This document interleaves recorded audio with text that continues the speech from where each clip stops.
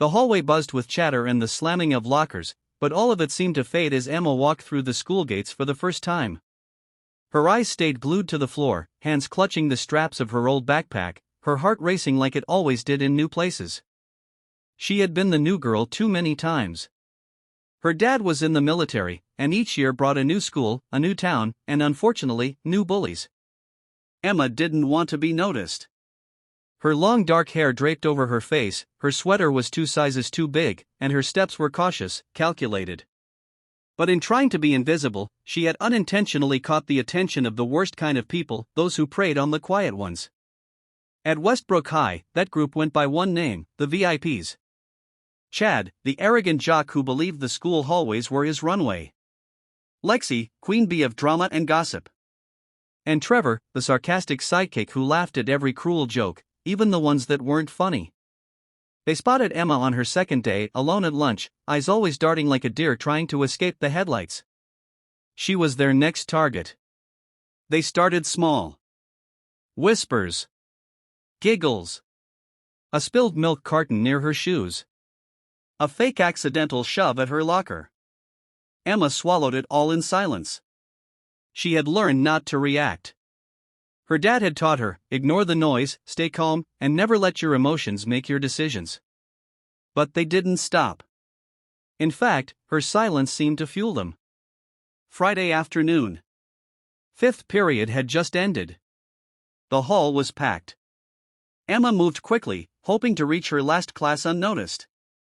But Lexi had other plans. With a smile as fake as her acrylic nails, she strutted toward Emma with Chad and Trevor flanking her. "Hey, new girl," Lexi sneered.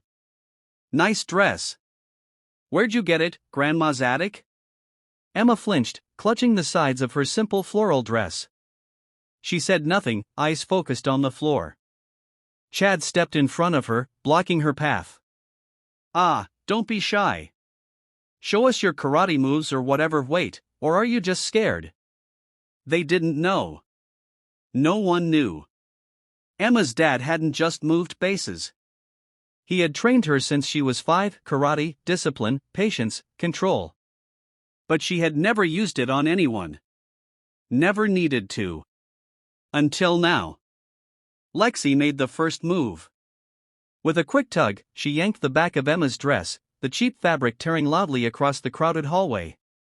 Laughter erupted. Phones came out. Someone whistled. Emma gasped, her face turning scarlet as she spun around and backed into the lockers, holding her torn dress closed in shock. But something snapped. Not in anger. Not in fear. In control. Her father's voice rang clear in her head, "If someone ever crosses the line, the real line, you do what's necessary. Protect your peace. Protect your dignity." Emma let go of the fabric. Her hands formed fists. Her feet shifted shoulder-width apart. Her breathing steadied. Lexi laughed again, but that laugh froze when Emma raised her eyes, calm, locked, and unmoving. "I asked you nicely," Emma said, voice quiet but sharp. "Stop." Chad stepped forward, mocking. "Or what, Karate Kid?" In one fluid motion, Emma turned, ducked Chad's grab, and with precision and speed born of a decade of training, delivered a palm strike to his chest that sent him sprawling backward into a trash can. Before Trevor could react, she sidestepped his lunge and caught him with a spinning sweep, sending him face-first to the floor. Lexi stumbled back, eyes wide. What are you?" Emma took a single step forward, not aggressive, just enough. "Someone who gave you a chance," she said, then turned her back and walked calmly down the hallway. Phones stopped recording. Silence replaced the laughter. Even the teachers who rushed in moments later found nothing to punish, only 2 dazed boys, a stunned hallway, and a girl walking away with dignity. The principal called her in. There was an investigation. But the videos didn't lie.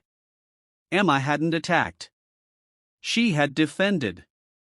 And for once, justice didn't need convincing. That afternoon, a few students quietly joined Emma at lunch. No one made a big deal out of it. They just sat beside her. Not because she was a fighter, but because she had stood up when no one else had. And that courage? It was contagious. Emma didn't become popular. She didn't need to. She became something more. Respected. By standing up not with violence, but with honor, she'd flipped the script. She showed that even the quietest voice can roar when it's pushed too far. And the bullies? They learned a lesson they wouldn't forget. Because sometimes, the shy new girl isn't weak. Sometimes, she's a storm in disguise.